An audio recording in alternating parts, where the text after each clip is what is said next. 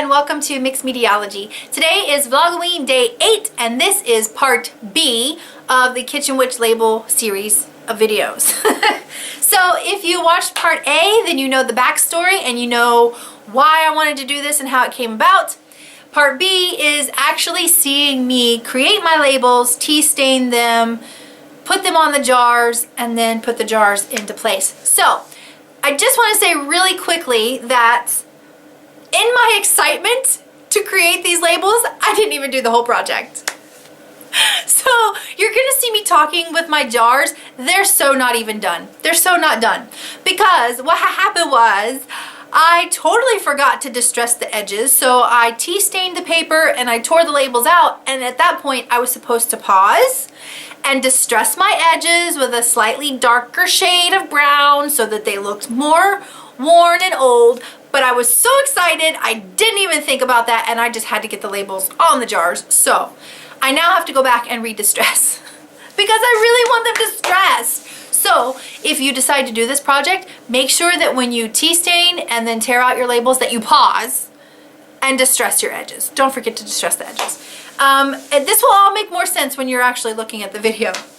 The other thing is my jars are not done, because I do have the labels on them, but I have not fully decorated each one of the jars. So each jar is going to be fully decorated as well. And that's going to be another project that I save for later on in the Vlogoween series. So today's video, well, today's 3 videos, is the backstory, the making of, so you're going to see me actually create my labels, and then talking about what labels are available and how much they are and how you can grab your own. But later on in the series, I will do another episode where I actually fully decorate my bottles and show you the finished product. So just wanted to say that before we get started. So come on into the kitchen and let me show you all of the labels that I have done.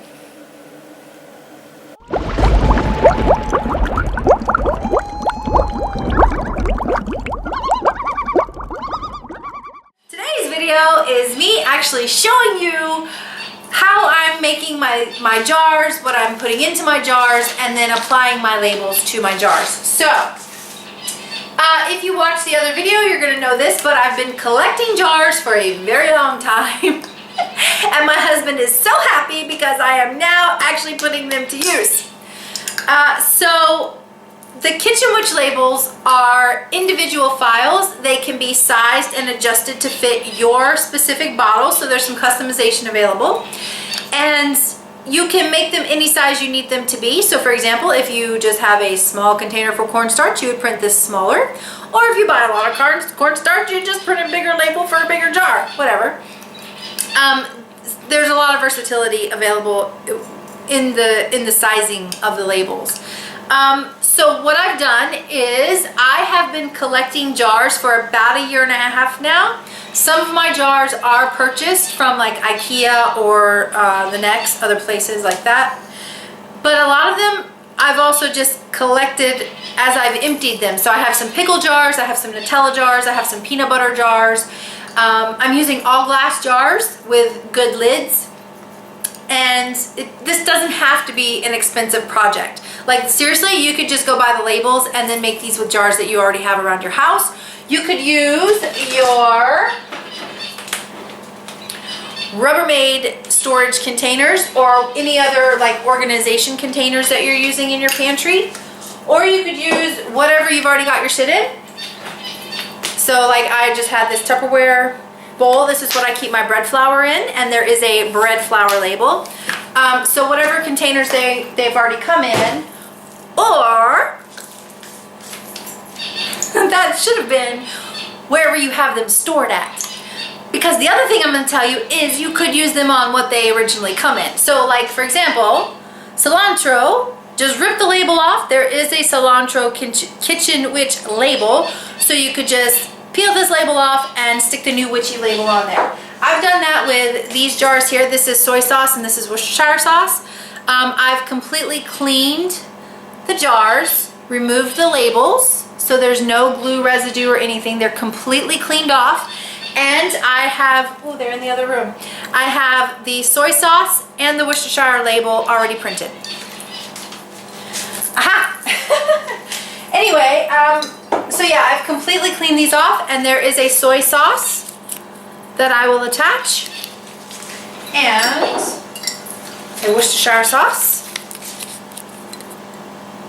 So I will just use the bottles that the things came in and put my witchy label on there. Another great thing about the labels is that if you do decide to use the jars that things come in and then just put your witchy label on the front, you can print these individually. So it's not like they're on a pre-designed sheet. My bird is going crazy right now. We have a finch and he sounds like a squeaky toy and he never shuts up.